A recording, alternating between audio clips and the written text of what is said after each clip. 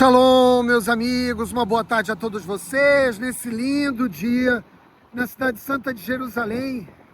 Eu me encontro em frente aqui ao Paz Arena de Jerusalém, que é o maior ginásio coberto aqui da nossa capital, sede de inúmeros eventos esportivos, artísticos e culturais.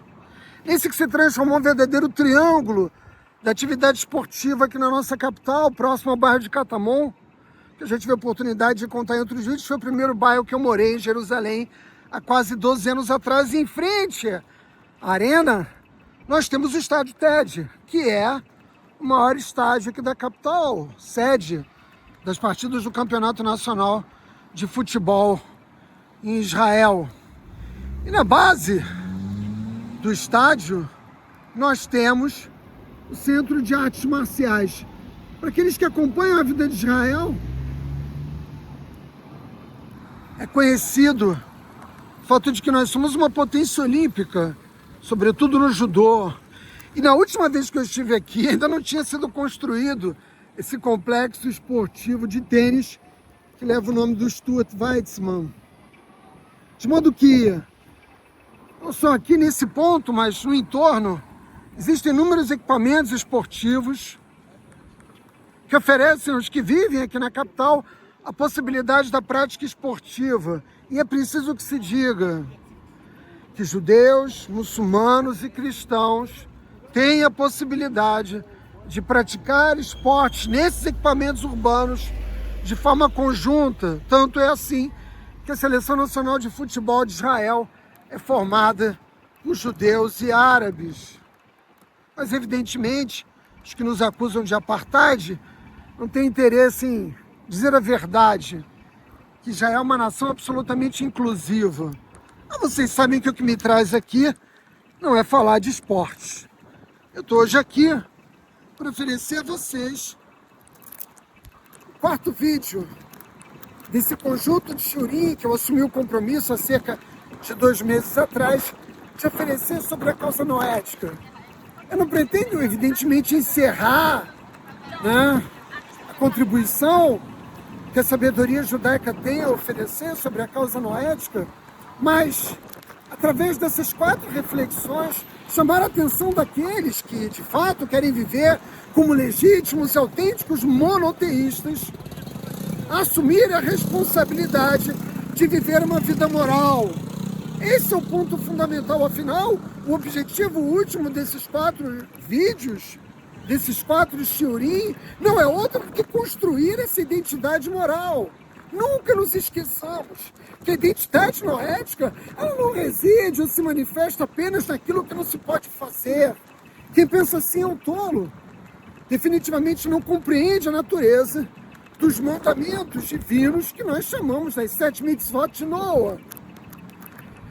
A identidade noética reside em responsabilidades positivas que visam contribuir, sobretudo, para a elevação do padrão moral da sociedade. Portanto, é um desafio gigantesco.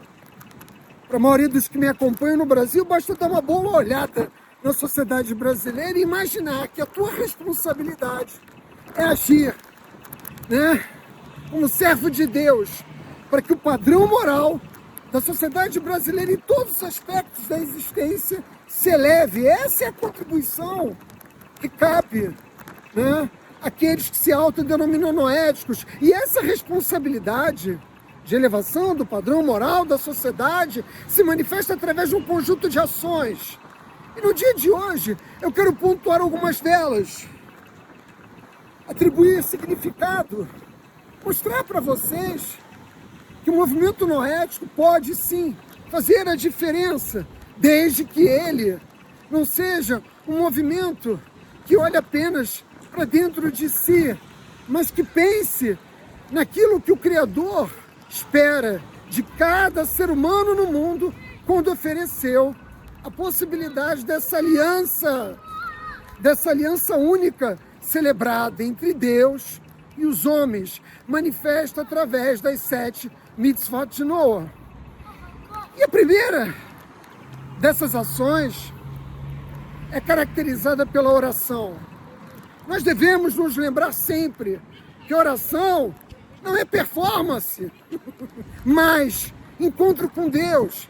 Eu digo isso porque nós assistimos, por parte das religiões idólatras, de uma quantidade imensa de formas de identificação religiosa, os seus cultos serem marcados, né, pela ideia de performance, de modo que as pessoas não vão até os templos, as igrejas, os monastérios dessas identidades religiosas para de fato construir um relacionamento especial com Deus. Eles vão lá para realizar catarses coletivas, eles vão lá como um espaço de integração comunitária em vez de praticar um esporte. Eles não vão lá porque esperam naquele local de fato ter um encontro com Deus.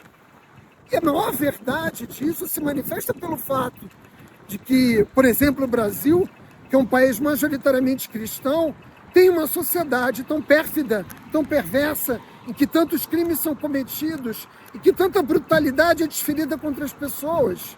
Se de fato a maioria dos que se organizam em torno de suas identidades religiosas vivessem os valores que autoproclamam, nós teríamos paz social ou um nível de violência muito menor. E a primeira dessas responsabilidades noéticas é a oração. Nós devemos nos lembrar que a oração é o encontro com Deus. Mas o que isso significa, Átila? Eu vejo e compreendo, eu entendo que muitos de vocês sintam uma necessidade angustiante e também reconfortante se abraçar a novos rituais em suas vidas. Porque o caminho que os afastou da idolatria, das falsas religiões, não é um caminho que se realiza por uma decisão pontual, mas por uma construção que leva tempo. E é preciso, nesse caminho, construir uma comunicação própria com Deus, de forma que ela seja espontânea, que ela seja honesta, que ela seja criativa, ou seja, que ela não seja marcada por roteiros. Não deve haver rituais orientando os noéticos a fazerem as suas orações diárias. Portanto, eu devo dizer, não há sidur noético. Isso é uma fraude, isso é uma farsa, isso é um embuste. Não existe.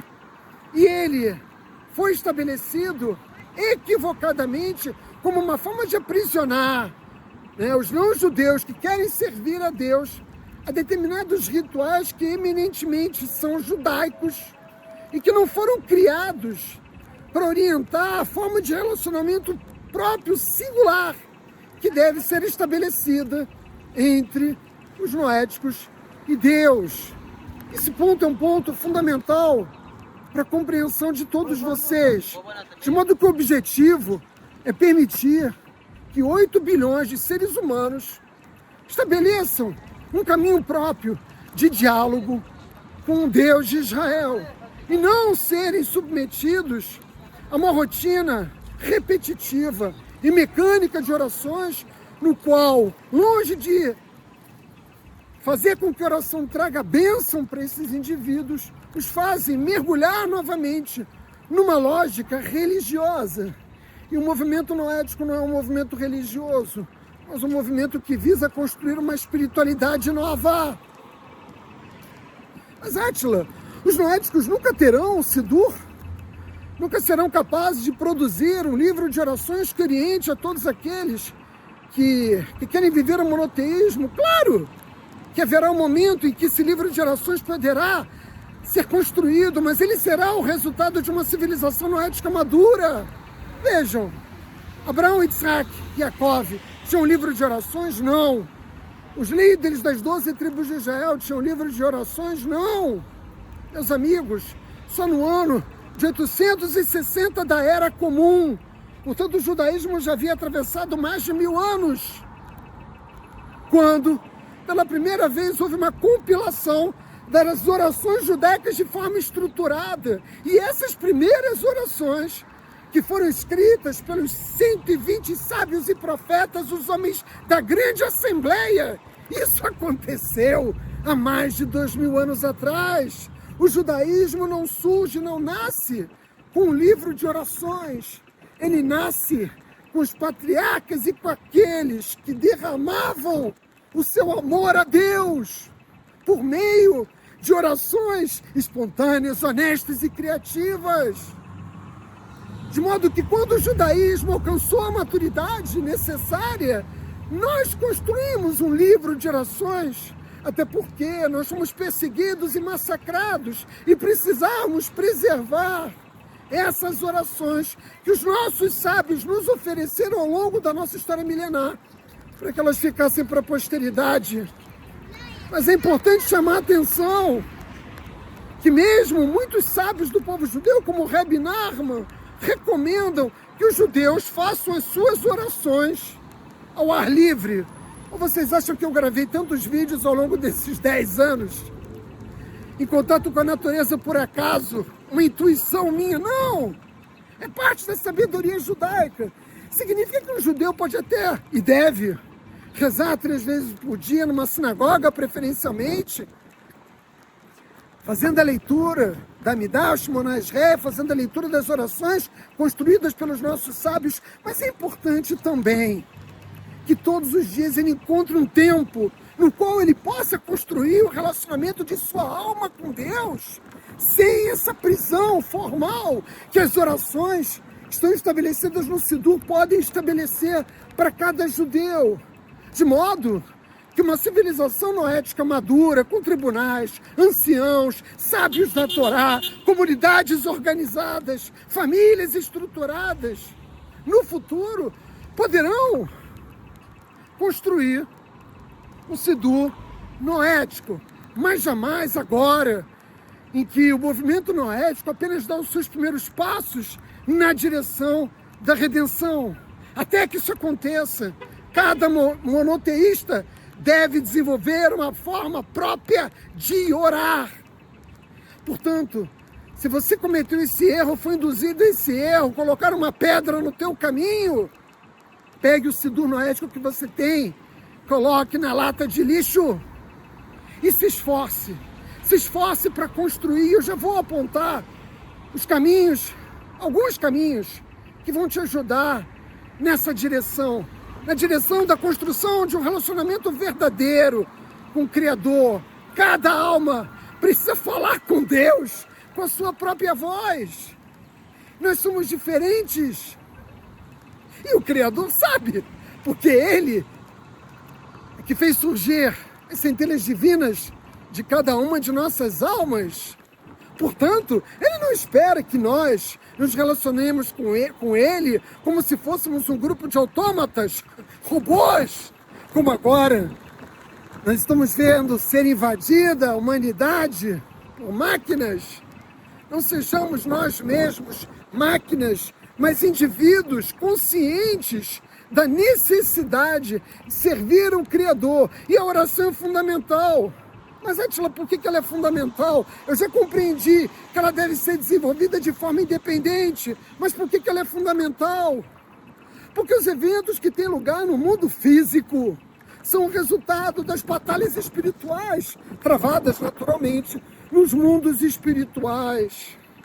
A oração verdadeira é poderosa. Ela pode mudar a balança do julgamento celestial. Ela pode acelerar ou retardar a redenção da humanidade. Aqueles que estão demasiadamente apegados à vida material não conseguem compreender o significado da oração. Ela traz cura, ela traz salvação, ela adoça decretos duros do Criador contra a humanidade. Ela nos torna mais conscientes da nossa condição humana e da relação que nós humanos devemos ter com o Criador do Universo. Esses pontos são fundamentais. E você do outro lado da câmera vai me perguntar, mas Átila, pelo que eu devo orar? Ora, você deve orar por gratidão, pelo reconhecimento de todas as bênçãos que chegam na sua vida. Você deve orar pedindo orientação. Saibam vocês, meus amigos, que eu tenho rabino, eu estudo a Torá, mas todas as vezes que eu vou tomar uma decisão, eu faço uma breve oração e peço ao Criador orientação para tomar a decisão mais justa, mais sábia, aquela que naturalmente tem a aprovação de Deus. Eu peço essa inspiração. Eu peço para que Deus se manifeste e Ele pode fazer isso de infinitas formas, de forma que eu possa entender qual é a sua vontade. Se acostume a construir nesse relacionamento com a divindade essa relação de submissão, no qual nós pedimos ajuda a Deus para as grandes questões das nossas vidas, mas também para as pequenas. Desde uma chave que você perdeu, que é encontrar uma vaga no estacionamento, a cura para uma doença mortal. Não importa, nós, nas nossas orações, devemos também prestar contas das nossas ações. Em segredo, no relacionamento direto com o Criador. As pessoas se expõem nas redes sociais contando das suas dificuldades, dos seus dilemas, das suas derrotas, das suas vitórias. Vamos nos afastar dessa prática. Esses são assuntos que devem ser tratados com o nosso cônjuge e com Deus.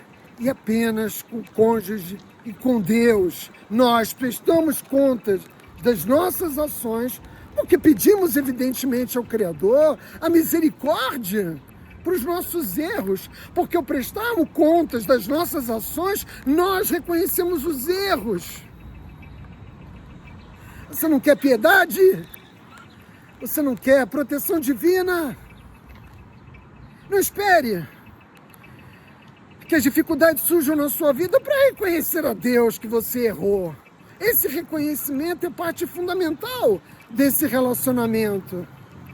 Também porque nos ajuda a acertar, a nos afastar do erro, a encontrar novos caminhos para as nossas vidas, que se antes nos afastavam de nosso propósito, agora nos aproximam. E finalmente você pede, e deve pedir tudo o que você necessita, porque nada é impossível para Deus. Essa é a única forma de nós não ignorarmos a nossa consciência. Trata-se de um exercício que nos liberta e que nos auxilia no caminho das decisões mais certas, das decisões mais justas.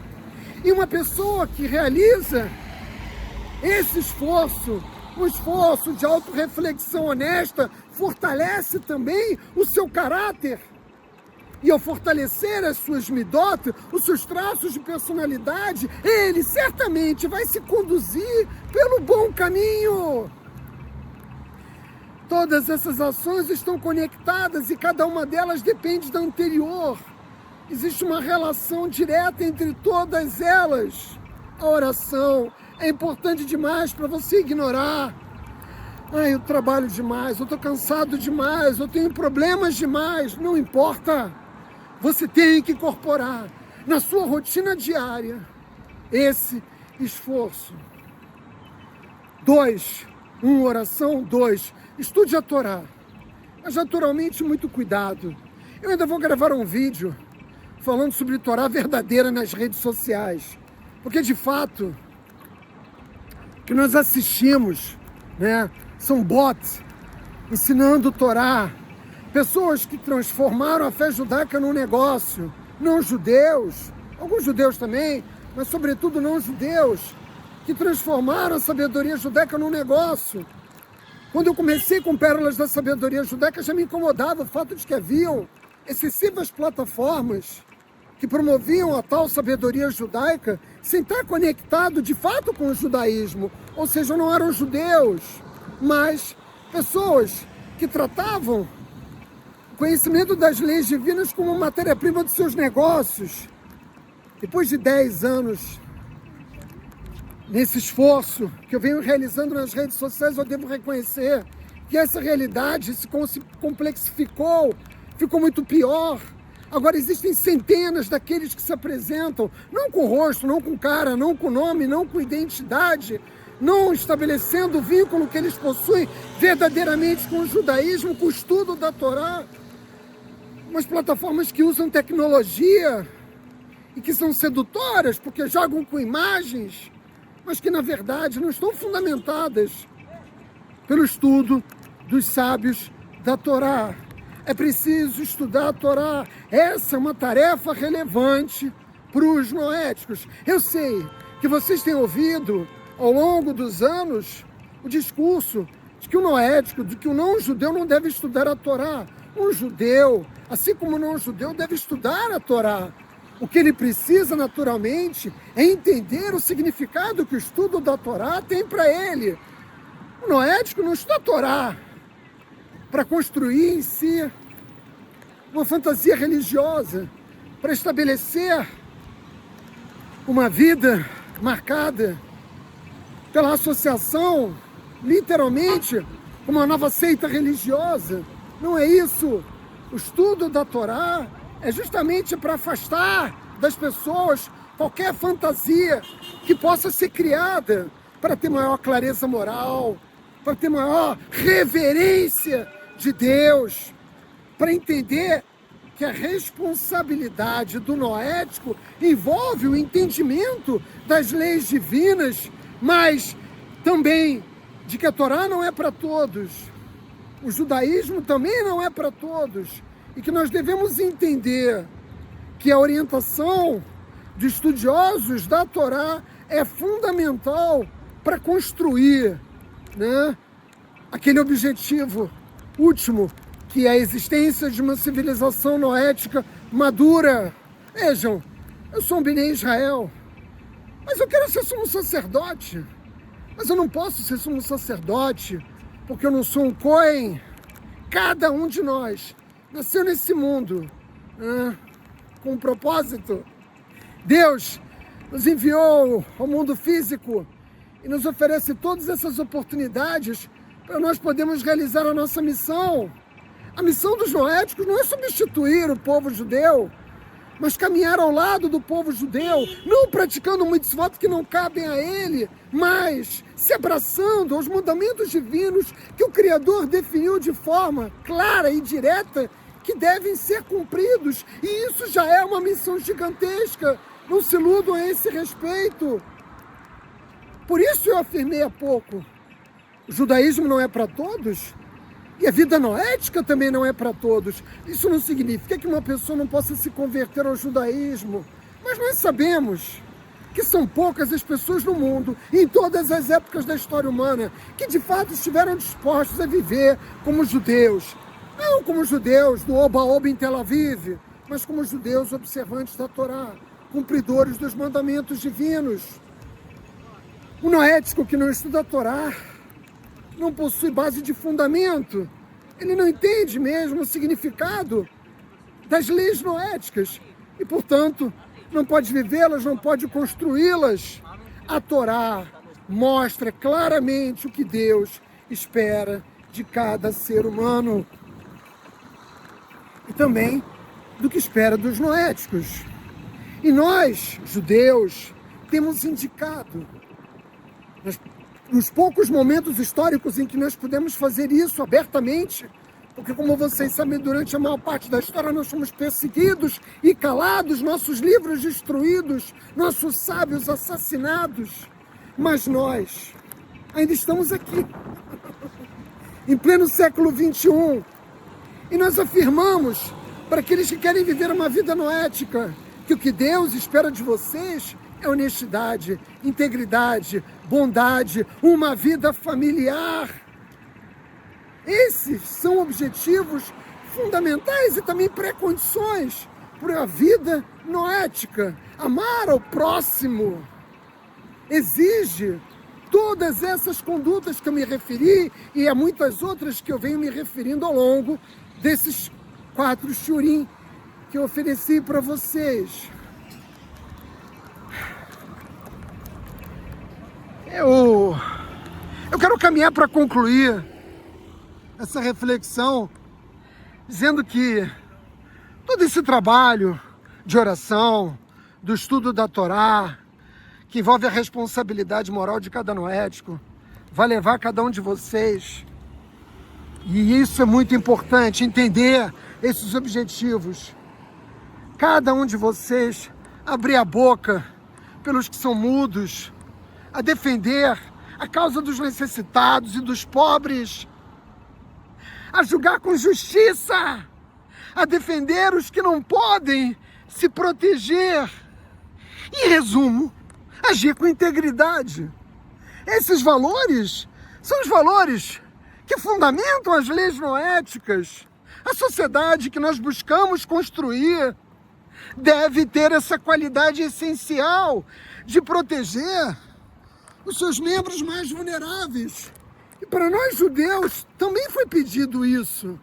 Quando a Torá nos fala da proteção dos órfãos, das viúvas, do estrangeiro, de tratar o convertido como um judeu, quando a Torá estabelece todas essas regras e exige de nós judeus essas condutas, o credor também espera de nós judeus, assim como espera dos noéticos, a responsabilidade para construir um mundo novo, meus amigos. Eu quero, enfim, terminar estendendo mais uma vez a vocês o convite para que nós possamos aprofundar, porque o que eu fiz nesses 4 shiurim foi apenas pontuar alguns aspectos relevantes. Eu vou deixar no primeiro comentário o link do grupo do WhatsApp. Nós começamos na semana que vem, no domingo, dia 9, a nossa primeira reunião às 5h30 da tarde. Eu espero todos lá. Um forte abraço, Shavuot Tov!